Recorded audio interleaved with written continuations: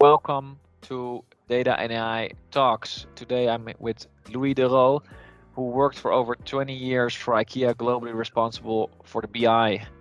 Now data strategy leader with Emergo, and we're going to talk about basically data management and the tooling that are used. Maybe also what that would mean for jobs like data analysts and data scientists, and how they might even disappear completely, or how they will at least be used in a different way, how they use the tools to do their job. So welcome, Louis. Thank you very much. Great to be here. Let's start just off with a little bit about data management. What does good data management look like? Well, I think ultimately good data management, it's almost utopian for a lot of companies, I think, because we can envision this state where all data is correct, all data is available to everyone who needs it, and we don't have any doubts about the source, right? Yeah. So that would be the ultimate state, I think, for data management. In a lot of cases, I would settle for we trust the data and we have it when we need it. That pretty much sums it up from my end. So if you see in the market, because there's a lot of companies in a different maturity of data management, I guess, some are pretty developed and have a good understanding of where they are, and some are just starting. But I guess everybody who uses data is doing some kind of data management, even though it's maybe not bewust, like they're not conscious about how they use it. What would you say are the benefits of using data management in a conscious way? Well, I think first and foremost, it's about trust. Using data is useless if you don't trust the data that you're using. So that means that you won't trust decisions that come out of it, and you don't really trust any base that you try to make in that data. So ultimately, doing data management is more of a self-reassurance on whatever level you do it. Either you're like super professional with massive software tools that support you, or you're doing checklists to verify that my file is in time and it contains the right things. All of that is just ultimately the main purpose for you as an organization is to make sure that you can rely on your data and that you feel confident in doing so. And I think proper data management in whatever form or shape you need to do it is, as far as I can see, it's a mandatory to take any step working with data. So if you don't trust your data, you have no business doing anything else with data. Well, but I guess every company is using data these days. So what are the benefits from using data? Yeah, there's a lot of benefits to that. I think ultimately, as you say, there's no company that doesn't have data. But I think the way in which a company uses data is that's where you can make a difference, because I think for hundreds of years companies have been using data to report, for example. I mean, we needed to file our taxes, we needed to take inventory, we needed to order new materials, and that's always been based on some level of data. But that's data for reporting, and I think the interesting thing about where we are now in the maturity and the availability of working with data is that we can use data to navigate. We can use data to set our course and to help us steer, even though things haven't happened yet. So we can try and look ahead based on the data we have. And I think that's where the difference is between companies that that work with data and companies that work with data. So, because in the past, of course, we had certain analytics where you say, now this happened and then that happened. Over the last 5 years, we saw a little increase in our revenue. If we just draw the line further, is that predictive analytics, would you say? It could be if you have a very, very consistent business and no external factors that impact it. So it might be. So probably not. Not very likely, and I think what the past few years have taught all of us is that the economy is subjected to external factors that are very hard to predict. and we've seen, we've seen a continental war, we've seen global shortages on all kinds of raw materials, we've seen labor shortages, let alone a pandemic happening, and all of those things were very much unpredictable events in itself. But I think the interesting part there is that even though we couldn't have predicted those events in itself, we could have, in a lot of cases, probably handled the impact a lot better if we would have looked more ahead and used our data more to navigate. So it would have allowed us to be a little more proactive when stuff happens, rather than just wait for it to happen and respond. So a lot of the modeling and thinking through scenarios that you can do with data that just didn't happen, and that's where your problem gets significantly worse, of course. Okay, so one thing is the initial analytics, and now we go more to predictive analytics, maybe, or at least try to use data to manage your company better. Are there any other benefits from using data, you would say, to the newer generation companies, maybe the ones who are even trying to adopt AI in a proper way? Yeah, I think well, ultimately, and that's the interesting part, of course. Henry Ford famously said, if I would have asked the people what they wanted, they've only asked for a faster horse, and never for a car. And I think we're still in the stage where we're looking for a faster horse. There will be a moment that all of a sudden someone comes up with the realization to invent a car, in metaphorically speaking, in the data domain. And I think that is where it gets really interesting, because now we're only doing what we already know how to do. But we can see the application of AI in, for example, business process mining, where you can use an AI to analyze on such a level that it just spews out business improvement options that you would have never found when you would just use the pen and paper method and documented your process very, very accurately. And there I see that using data more and more upstream into your business processes and more into the business availability of data. There I think that AI will be instrumental in finding new ways, up to the point that it will start doing stuff that we just simply don't understand. Yeah. And then data will be coming from everywhere. There will be too much, first of all, and then also to see the mix, like how things are collaborating. If something happens here, then how does it change here? I think that's specific. And if you have that with 100 different sources, it's impossible for us. The possibilities are limitless. So that's where, with the growing data, we're going to have to use AI tools to manage it, right? Probably, yeah. So what's already out there? Well, I think the funny thing now is, I mean, some of my colleagues a few weeks ago were experimenting with, sending data from a BI dashboard tool to ChatGPT and asking it to come up with a management summary. And that works fantastically. I mean, you get a brilliant management summary. So all of a sudden you can ask your data to become vocal. So it will start talking to you. It will give you human language instead of just the numbers. So it means that our whole skill in telling a story based on data starts to slightly shift, because we don't need to necessarily do the analysis. We can have the tool do that for us. And I think that is, and you see that both Microsoft with Power BI and Qlik with Qlik Sense are integrating more and more AI tools into the BI domain itself in order to achieve that.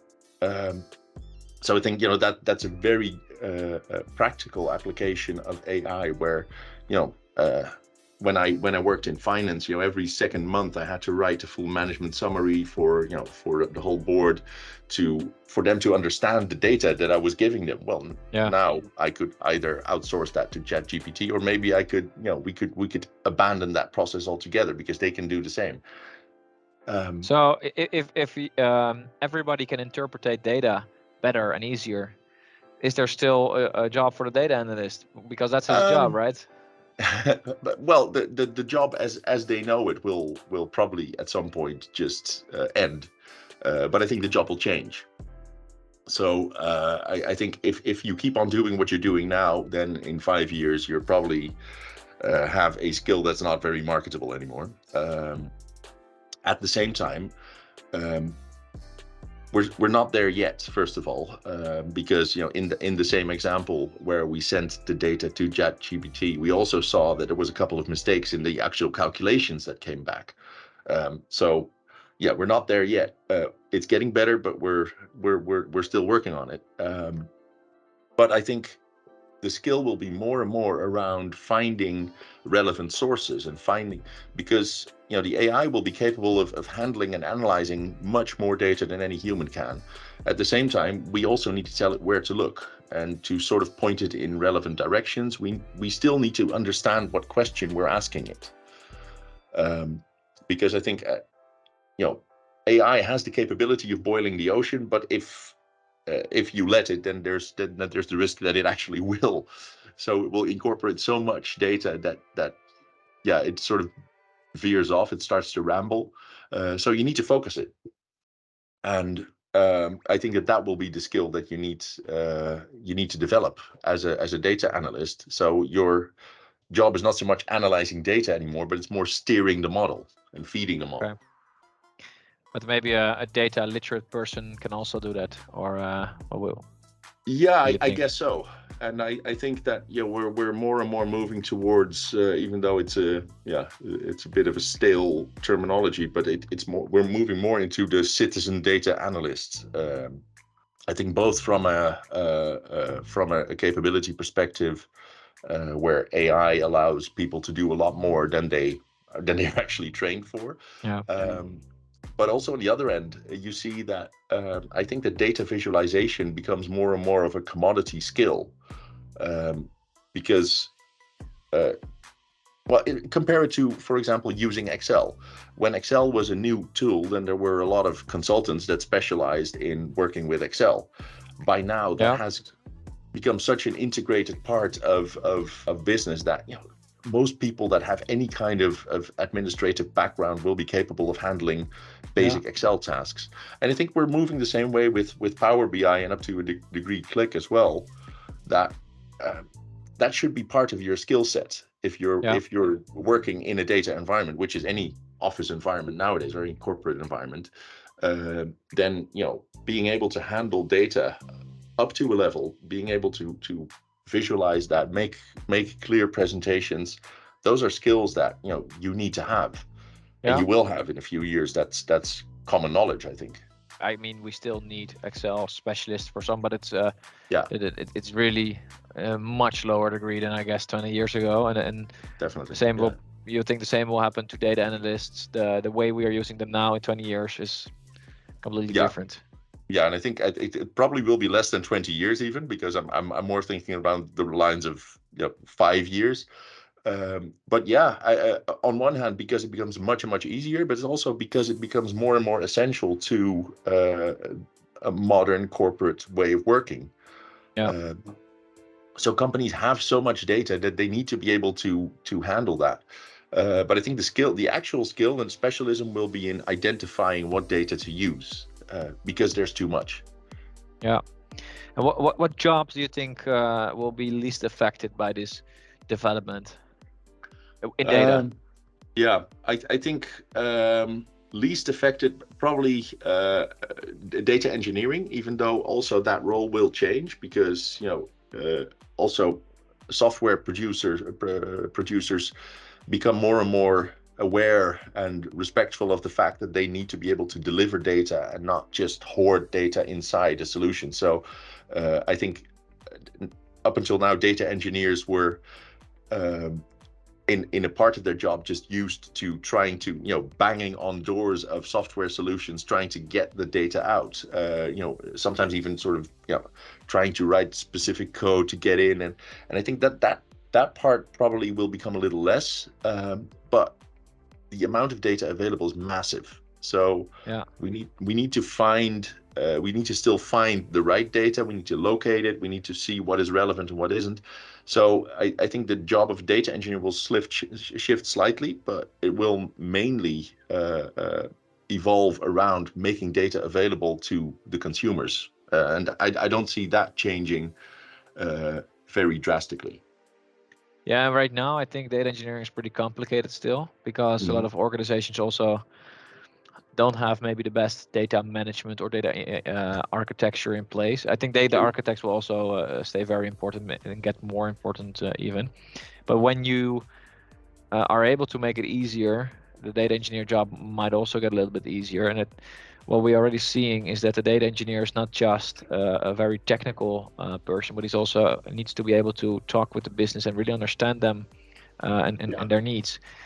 So that he's moving basically a little bit in the position of a data analyst, and we are looking for people with multiple skill sets. And Absolutely.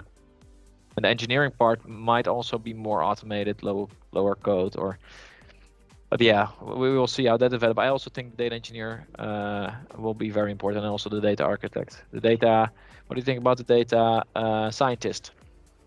I love them, and I think that they do great work sometimes, but they run a serious risk of being well, at least compared to AIs. And because the thing with the data scientists is that they tend to do one-offs, and that is particularly where an AI is very good at as well, where they're good in making this one connection between multiple data sources. And I think AIs can do that reasonably well. They will get better at it, and then you just come to the power of associating multiple models and doing some hardcore calculations on it. Yeah, that's pretty much where computing power is key, and ultimately then an AI just has more of it. So I'm not saying that there will be no role for data scientists, but I think that will be a skill that will be in a very large part easier to automate, even though it is very dependent on the use case, I think. And also I think more and more organizations, when there's too much money, you will spend it on all these things, and you think, oh, that's nice to have. But right now, that when the market is a little bit tighter, they will see, okay, what is really necessary, and they're realizing the data is not where it should be, and then data science is maybe less of a priority.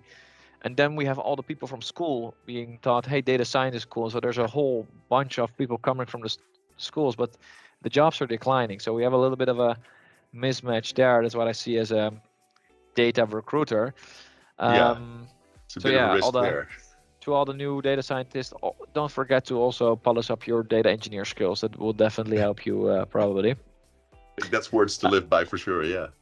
So the future of data management, how do you see it develop over the next years?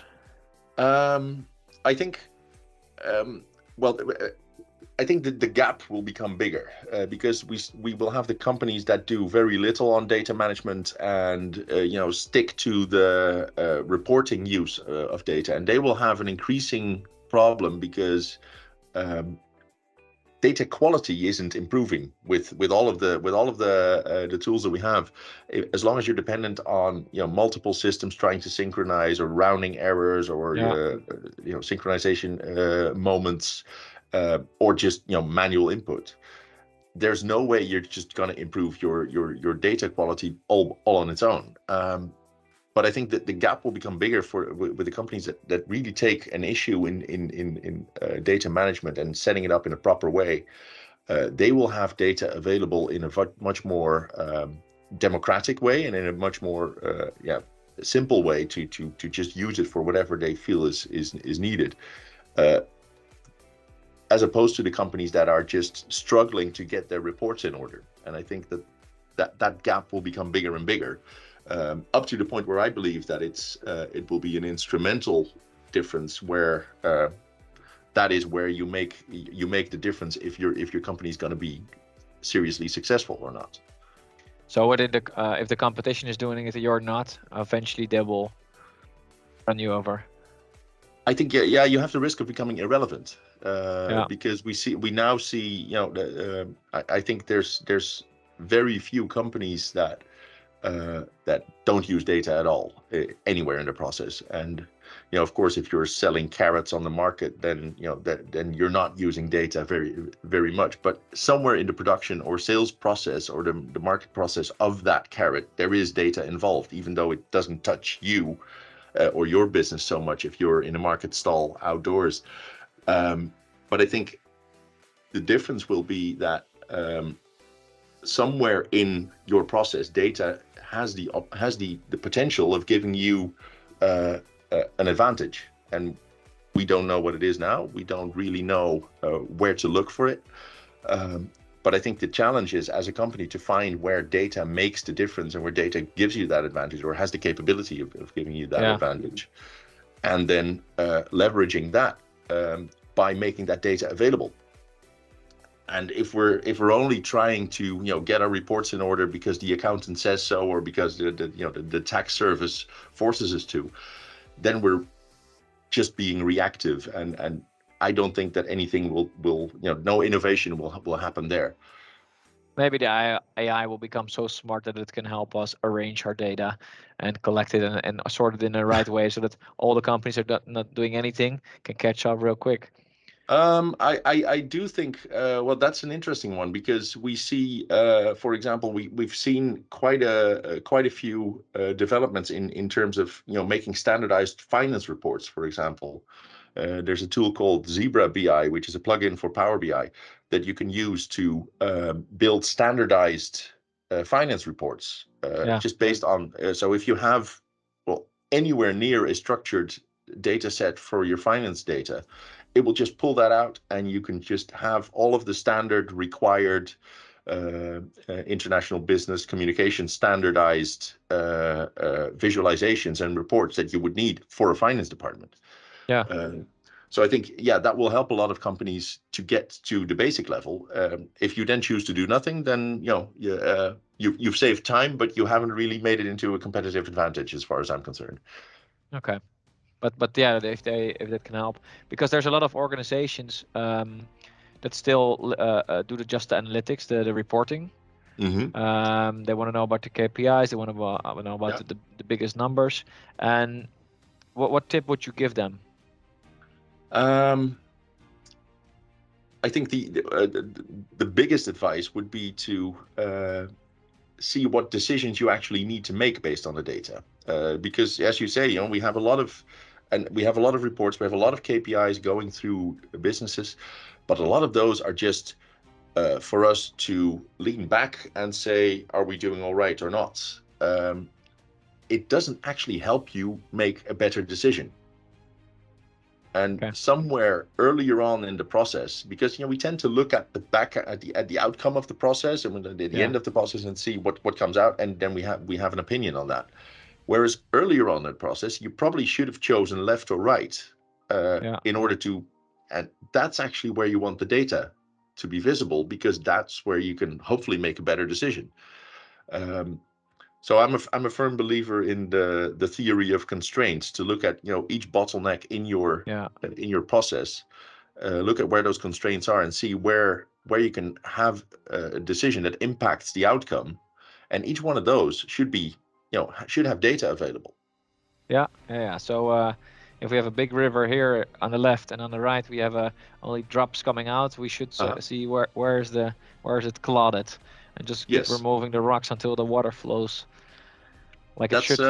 That's a perfect analogy, because ultimately, the big river might give us too much water to handle, whereas the other stream could do with a little more.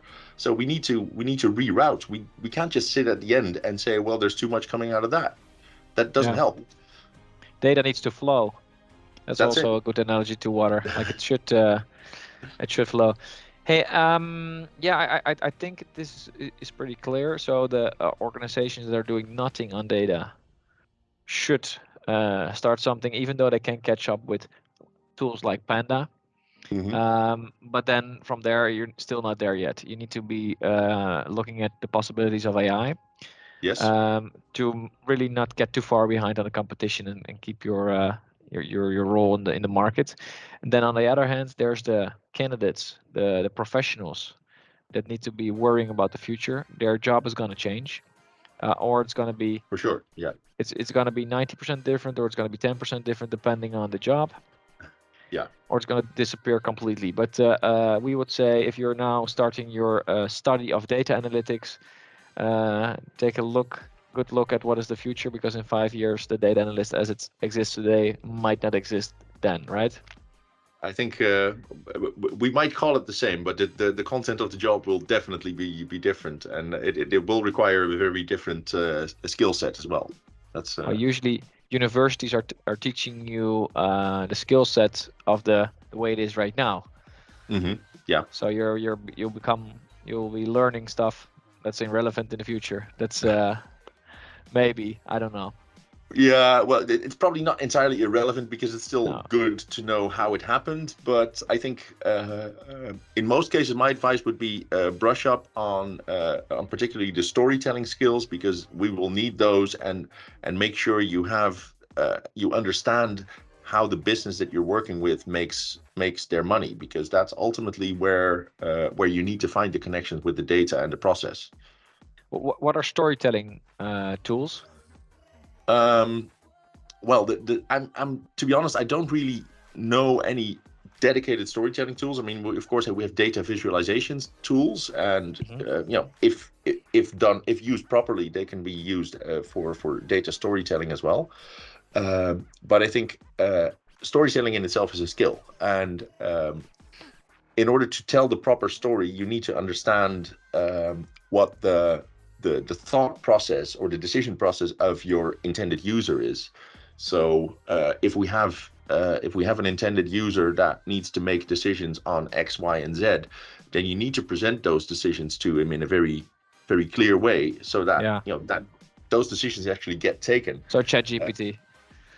ChatGPT is Probably pretty good at wording. It's getting better and better at making a coherent story.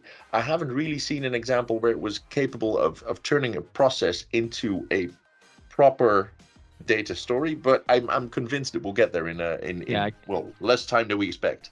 Give it a few months, and then and then we'll get there. Is there anything else you'd like to share before we end the podcast? Let's see. No, I think we've covered a lot of topics, actually. So no additions at this moment from here. But thank you so much then for your time, Louis. I enjoyed your insights. I think it's for some people might be controversial, but I actually do agree, and I think even if it is a truth that it can happen, and I think it's always good to be aware of everything that's going on. For all the people listening, there's always the possibility to subscribe to our podcast, which is on Spotify and on YouTube, and we will be making clips on LinkedIn. So if you want to be hearing more of this kind of content, just follow us. For now, thank you so much, and thank you. We'll stay in touch. All right, cheers.